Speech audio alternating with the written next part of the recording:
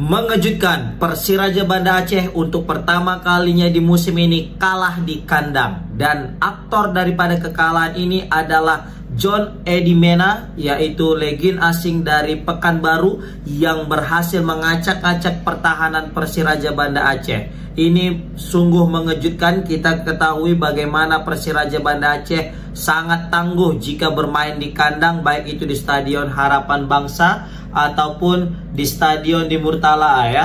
Ini menjadi pukulan telak ya bagi orang Banda Aceh. Kita tahulah ketika bermain di Stadion di Murtala ini, Persiraja Banda Aceh ini tak pernah sekalipun mengalami kekalahan guys. Ini stadion angker ya. Bahkan PSMS Medan juga mengalami kekalahan di stadion ini. Dan di hadapan dengan 7.881 penonton, Persiraja tak berdaya guys. Serius. Ini PSPS Pekanbaru mainnya rapat banget. Mainnya juga taktikal banget ya. 1-2-1-2. Tidak ada guling-guling yang banyak meskipun sudah unggul, dan aku respect kepada Pekanbaru. Dan di sini sebenarnya Persiraja tidak bermain buruk guys. Kebobolannya Persiraja memang murni karena lengahnya lini pertahanan yang mungkin tidak fokus, dalam artian mungkin karena keasikan menyerang, tiba-tiba kena serangan balik terus langsung buyar, sehingga memudahkan striker-striker daripada PSPS Pekanbaru ini untuk membobol gawang Persiraja Banda Aceh. Jujur di sini aku juga sangat mengapresiasi daripada kiper PSPS Pekanbaru, yaitu Rudy, yang beberapa kali melakukan save krusial, save mahal, save yang sangat-sangat menakjubkan guys. Terkhusus tadi tendangan Miftahul Hamdi itu banget, keren banget tendangan Miftahul Hamdi. Ketika Miftahul Hamdi udah gocek satu terus dia kayak melakukan placing, aku udah mikir tadi udah akurasinya udah pas kali tuh. Ah, ini gol nih, fix cantik kali. Rupanya Rudy terbang dan nge-save itu guys, serius. Gokil banget nih Rudy. Dan tidak hanya itu guys. Tendangan dari Corve juga, waktu tendangan bebas Rudy juga nge-save itu. Waduh, ini asli PSPS Pekanbaru harus berterima kasih daripada Rudy. Aku bingung ini menentukan siapa man of the match antara Rudy atau John Eddie Mena. John Eddie Mena jelas dia sudah mencetak 1 gol dan mencetak 1 assist melalui gol yang dicetak si Lerby ya kan. Dia memberikan umpan crossing dan Lerby meskipun diapit dengan 2 pemain tapi masih bisa memberikan sundulan yang spektakuler guys. Dengan kemenangan ini maka Persiraja Banda Aceh harus puas berada di dasar klasmen di grup 1 ya, yang mana kita ketahui di pertandingan sebelumnya PSM Yogyakarta juga berhasil mengandaskan perlawanan tim yang penuh kontroversi ketika menghadapi Persibo Bojonegoro kemarin, yaitu Delta Sidoarjo dengan skor 1-0. Dan golnya itu juga berbau kontroversi juga nih Rafinya ini. Memang wasit Liga Indonesia perlu ditata lagi nih biar bisa memberikan keputusan-keputusan yang tepat dan tidak lagi penuh debat gitu ya kan. Oke, dan dengan kemenangan ini maka PSPS Pekanbaru langsung merangsek naik ke puncak klasmen, menggeser PSIM.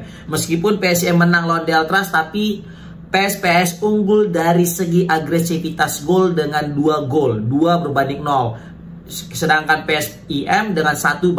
Maka PSPS lebih unggul.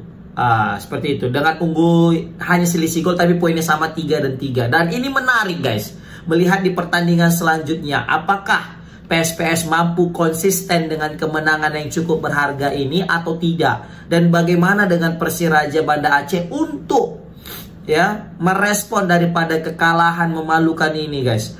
Ini mungkin suatu kejutan guys, asli aku aja nggak nyangka ini Persiraja bisa kalah ya. Dalam artian kita tahu Persiraja itu kuat guys, bahkan membantai Persikota kemarin kan, terus berhasil menang dan tanpa terkalahkan di kandang. Ditambah lagi mereka salah satu tim yang paling banyak meraih poin, mencatat kemenangan baik tandang maupun kandang. Betapa superiornya Persiraja Banda Aceh. Tetapi di pertandingan pertama di babak 8 besar ini mereka seperti kehilangan arah. Tidak hanya kehilangan arah, tapi kehilangan keberuntungan. Kenapa? Karena Persiraja Banda Aceh juga unggul sebenarnya dalam permainan guys, tapi keberuntungan masih belum berpihak kepada anak-anak Banda Aceh. Kita tahu banyak sekali peluang tercipta, tapi masih bisa digagalkan sama kiper mereka Rudy. Begitu juga dengan kena tiang ya. Contoh tadi Miftahul Hamdi. Tadi sebenarnya aku Miftahul Hamdi sangat kusesalkan, dia itu egois dengan cara ingin langsung melakukan placing juga sebelum placing yang kedua ya. Dia placing yang pertama itu yang kena tiang. Padahal di situ sudah ada satu pemain atau satu rekannya yang sudah menunggu di pojok ya. Jika dia melakukan umpan kepada temannya seperti biasa, bagaimana kita tahu Miftahul Hamdi ini jarang egois guys. Paling egois kalau memang betul-betul udah plong, memang tinggal dicetak gol. Tadi biasa kita lihat kalau misalnya ada teman yang nunggu, pasti dia akan memberikan. Tapi tak kenapa tadi ini Miftahul Hamdi tidak mau memberikan umpan ke kawannya, sehingga dia memaksakan dan terakhir jadi kena tiang. Padahal kalau itu tadi dioper itu lain cerita, bisa jadi 1-1 skornya, nggak jadi. Dan kalau udah 1-1 itu jadi bakal bisa comeback gitu. Tapi gara-gara itu tidak bisa, malah PSPS Pekanbaru serangan balik dan terciptalah gol yang kedua. Selain daripada itu, kita juga lihat Corve free kicknya di babak pertama juga tadi banyak, ada juga peluang daripada Corve. Baru di babak kedua 3 peluang beruntun. Pertama sepakan free kick ditepis sama Rudy. Sepak pojok cepat. Di situ Corve sudah bebas untuk nyundul, tapi masih melenceng. Bahkan aku melihat supporter yang sudah di belakang itu tadi, di belakang gawang Rudy tadi itu, PSPS Pekanbaru, udah loncat, udah teriak. Karena memang aku juga nengok, oh ini gol nih.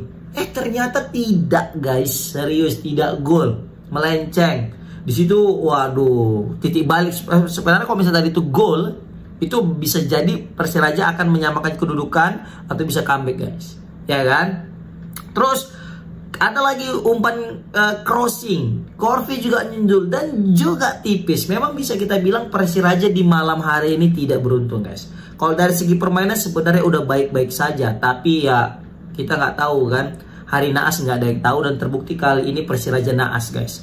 Dan tadi sebenarnya PSPS Pekanbaru bisa saja memperbesar keunggulan menjadi 3-0 jika tendangan daripada siapa tadi, Fitra Ridwan atau Asir Aziz tadi gitu ya, yang kena tiang. Terus juga ada yang terakhir, peluang terakhir di menit injury time, yang mana John Odimena itu hampir melesahkan 2 assist. Andai saja Fitra Ridwan itu tendangannya tidak melenceng guys. Asli itu udah kosong.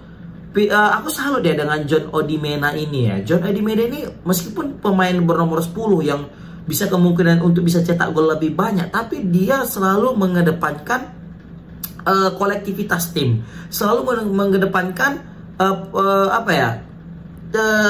teman-temannya gitu. Padahal dia bisa aja egois, tapi dia memilih untuk mengumpan, dan terbukti hari ini dia mencetak gol dan cetak assist. Bahkan hampir 2 assist. Andai saja Fitra Ridwan tadi bisa masuk gitu loh. Padahal sebenarnya itu John Odimena bisa nge-shoot loh, tapi dipilih ngoper sama Fitra Ridwan, walaupun tendangannya tidak bisa mencetak gol gitu guys. Seperti itu sih untuk pertandingan antara PSPS Pekanbaru dengan Persiraja Banda Aceh. Nah ini jadi kejutan di babak awal-awal, di babak 8 besar ini guys. Siapa yang menyangka loh Persiraja Banda Aceh tim kuat, tim yang gak pernah terkalahkan di kandang. Kita tahu lah Persiraja tidak hanya jago di tandang, tapi kalau dari kandang gak akan ada yang bisa ngambil poin penuh lah di stadion Harapan Bangsa dengan stadion daripada di Murtala ini guys, ya kan? PSPS Pekanbaru juga di pertandingan sewaktu masih di babak grup ya, waktu masih putaran pertama juga nahan imbang gitu kan. Ternyata memang kayaknya Coach Aji Santoso ini punya strategi khusus memang untuk mengatasi atau meredam daripada agresivitas lini serang daripada Persiraja Banda Aceh guys, seperti itu. Di sini juga aku memuji daripada Douglas ya. Kita tahu lah Douglas ini salah satu pemain andalan PSPS Pekanbaru di lini pertahanan, tapi asli solid kali, nggak pernah